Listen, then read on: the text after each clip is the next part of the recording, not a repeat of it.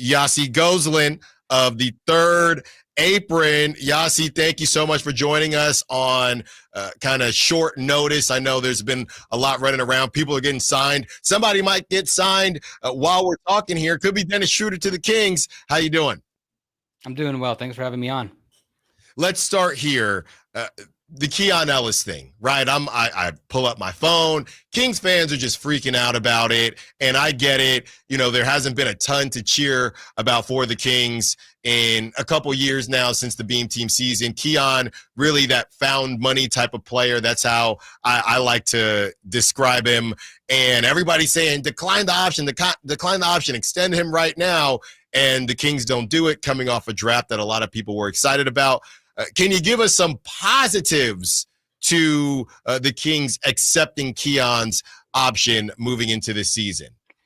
There's a lot to nitpick the Kings about over the past year plus, but this I don't think is one of them. I think it's one of those moves like if they did end up extending him to a longer deal, great. I think that what they ended up doing is going to be kind of just as neutral, because the biggest thing is there is a lot of uncertainty there with what's going to happen with this roster. This payroll is already pretty high with the amount of money they have. So they're already going to have kind of a tight squeeze, even just trying to bring in a point guard. Like if they do end up signing Schroeder to that full mid-level, they're basically going to be right under the tax. Yeah. So if they gave, let's say they did restructure his contract and maybe got him to something in like the $6 to $8 million range. Yeah, it's going to be a great contract, but then they're dangerous. They're getting a little more, they're kind of flirting with the tax then. Yeah. So I think like he's good. I think, the thing is they still have optionality. It's not like the type of thing where now he's gonna hit free agency and, they're going to lose him. That's in a year from now. He will be extension eligible in February. The biggest thing is the biggest reason to extend him now is like, well, what are you getting ahead of? What kind of player do you think he's going to be? Do you think he's going to become like Nickeil Alexander-Walker, like that level? If that's the fear, then okay, then you probably missing an opportunity to get him at something at a nice value. But I don't anticipate he'll blow up quite like that. In which case, they should probably be able to extend him later at something that makes sense. So maybe they get the best of both worlds. They still get him at a good deal while keeping their flexibility for this season.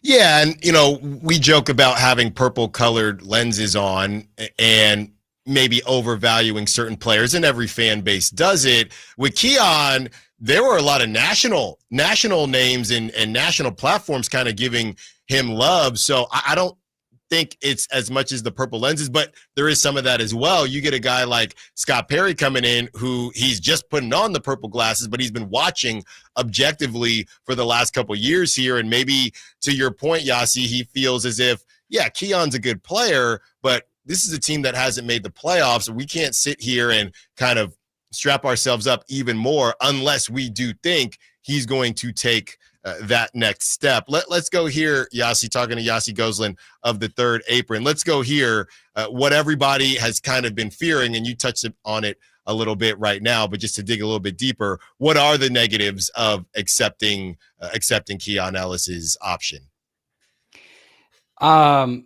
Just the biggest thing is that if they don't extend him, then he will become an unrestricted free agent, in which case the Kings would be at risk of losing him next off season because he just finished his third year.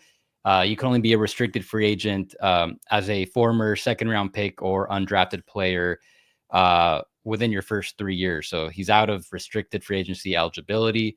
That's what would have allowed them to make him a free agent now and then give him a new contract. So that's the biggest risk. So, but again, they will be able to extend him later in the year. So I would anticipate that if he continues playing at this level, they'll look to lock him up and avoid free agency. Talking to Yosi Goslin of the Third Apron. Yosi, based on what you've seen so far, and we spoke not too long ago, and we love when you come on the show. It's always great stuff. Based on what you've seen so far from the Miami Heat situation with Kevin Durant, I don't think he had signed yet when you were on last time, and some of the rumblings as far as assets and how things are being viewed. Can you give us a look into how you view DeMar DeRozan? Here on this show, I think I'm properly valuing DeMar DeRozan, but I talked to some people and it sounds like I might be overvaluing DeMar DeRozan. Where do you think DeMar DeRozan fits on other teams as, guys are getting signed right now, and just the idea of bringing him into your team at about $24 million? The truth is, I haven't really looked into DeMar's situation because it's really hard for me to identify teams he fits in at that amount. Yeah. So I know he's been rumored to the Heat if they don't get Kevin Durant, but that hasn't happened. So I don't know. We don't know how. So maybe it's not as true as it was led to believe. Yeah. I think as of now, he's a negative value contract, which means the Kings might have to, move an asset to move him or take back somebody who's not quite as good. Like, if I'm the Heat, I don't know if the Heat would be motivated to trade anything more than Rozier in a couple seconds for DeRozan. I know that doesn't sound appealing at all, but if you saw what the Heat apparently passed on to get Kevin Durant, right, I can't imagine what the offer would be for DeMar DeRozan. Yeah, no, I hear you on that. I don't like hearing it, but I hear you on that. Talking to Yosi Goslin of the Third Apron. Let's go here, Yosi, to kind of take a step back and look at the landscape. We know what the Aprons have done to the league and how it's kind of changed how these teams are approaching it. What are the trends that you're seeing as far as how teams are kind of moving and grooving and the decisions that they are making in order to avoid some of the taxes and aprons, things like that? What are some of the trends you're seeing? Are teams willing to take more chances on some of the younger players because you'd rather just pay them team-friendly deals and keep that team control? What are some of the trends that have maybe started once the aprons popped out and now we're seeing kind of formulate even more now? I think teams are starting to get more strategic with the contract structures. OKC, for example, last year they gave Hardenstein a declining deal. They gave Isaiah Joe and Andrew Wiggins these declining deals that started very high and they're going to go very low at the end. They ended up doing the same thing this offseason. They gave Jalen Williams that extension is going to start him at $9 million, then go down to $7 million. Yeah. I think they did something similar with AJ Mitchell.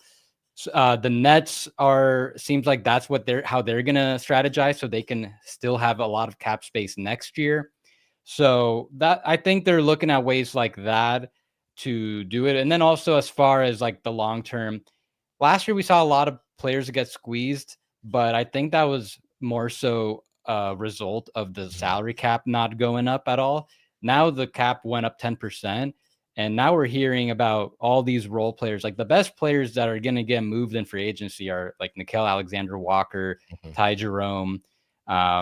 It seems like they're all going to get offers at the full mid-level, and there's reports of teams willing to offer them even more if possible. Yeah. So how do you protect yourself from that? Because in all likelihood, they're good players, but they're still role players. You're still kind of there's still a good chance you're going to be overpaying these guys. So if you're going to consciously do that, keep the deal on the shorter end. Maybe you can structure where you have an early out and maybe you could re-sign to something lower later. So it's going to be a very strange free agency class, one of the weaker ones in a while, but but it seems like based on the reporting, a lot of these role players, they're going to make a lot of money over the next year or two. And then it's all about how do the teams protect themselves on the back end. Talking to Yosi Goslin of the Third Apron. We joke on this show, Yosi, about the good vibes contracts that get given out. We saw it happen with the Celtics. We thought the Celtics would be here, maybe not forever, but for a good amount of time. And Jason Tatum tears his Achilles. They would have been down 3-1 anyway. We don't know what's going to happen there. Then you look at and they were able to move off of Drew Holiday, but you had Drew Holiday on a bad contract. Derek White, I think, is very confusing because I don't know how much I would want to pay Derek White or if he's going to be anybody's second option. But you got Brad Stevens apparently laughed at a deal that was brought to him from the Toronto Raptors. Now I look at the Pacers, and the Pacers didn't win the whole thing. And the reality is There were some injuries. The Pacers had a bit of good luck. Should teams like the Pacers coming off of good seasons, and the Kings know all about this because being team season, they, to a lesser degree, did the feel-good contracts, bringing Harrison Barnes back, but it was on good value. How should teams go about assessing and just being realistic to say, hey, we got to the finals, but yeah, the Bucks didn't have Dame, and we did face an injured Cavs team. If you're the Pacers, are you, and obviously with Halliburton out, this changes a bit, but if you're the Pacers, are you resting on your laurels and saying, here you go, Miles Turner, since we went to the finals, or are you saying, all right, we got to rearrange this thing a bit, because the reality is we were close, but we also weren't very close. Confusing situations out of Indiana. I think if the Halliburton injury didn't happen, I think they were still looking at mostly running it back, investing more in the team, dipping into the tax a little bit, and re-signing Turner. Even with that, I still think they were signing Turner. Maybe, though, they start to have conversations about some of their other players, not necessarily like Siakam or Turner or anything like that, but maybe you look at some of the role players like Obi Toppin, TJ McConnell, because the Pacers realistically aren't going to contend for a championship next year without Tyrese Halliburton. How good are these guys going to be 2 years from now once you do have a chance to compete? Will you be able to get this type of production again in a playoff run? If the answer is no, then is there offers out there right now where maybe a team is willing to offer like a good first round pick for one of these guys? I think that's worth considering now. And the same thing could apply to Boston, where they already traded some of their vets mostly to save money. They didn't really get a lot of value, but you got to look at the opportunity now, where same thing, like who on your team can you expect to keep playing at a high level 2 years from now once Tatum is back? Are you better off keeping everything as is and competing with your top three guys, or do you consider taking a haul for one of like Brown or White, for example? Does that give you a better chance of rerouting those pieces to build a better team 2 years from now? So I think now these injuries, because it kind of like complicates your timeline, now these teams got to really think about how they're going to navigate these next few years, which really puts anything on the table, I think. Yossi, before we get you out of here, Barry in the lead here with Jabari Smith Jr. signing that 5-year, $122 million rookie contract. Jabari, 12 points a game. Keegan Murray at 12 points a game. Keegan slightly more minutes per game, but Keegan is, I believe, 3 years older. $24.4 million a year for Jabari Smith Jr. Should we expect something similar, assuming Keegan and the Kings are having those extension conversations now? A little bit more, a little bit less? What are your thoughts? I would guess if you're Keegan Murray, you want something very close to that vicinity. Pretty surprised that Jabari accepted that he was the first rookie scale extension. Usually it's the max guys first. So I would have thought that Paolo, Jalen, Chet would have signed their extensions by now. But that sets the market for the next class of guys, the below max guys. What does that look like? And this contract is like very identical to what Jaden McDaniels got with the Wolves. So I think that at this point, Keegan probably needs something in that range at a minimum. If the Kings are going lower than that, then maybe he wants to consider, maybe he'd want to just hit free agency. So I think that is a pretty good comparison, though, a good marker for where things could stand with Keegan. Yosi Goslin, great stuff as always. Go check him out on the Third Apron. Yosi, always a pleasure. Can't wait to have you back on. Hopefully celebrating some moves that the Kings have made. Have a good week, man. Thanks, man. You too. When we come back home,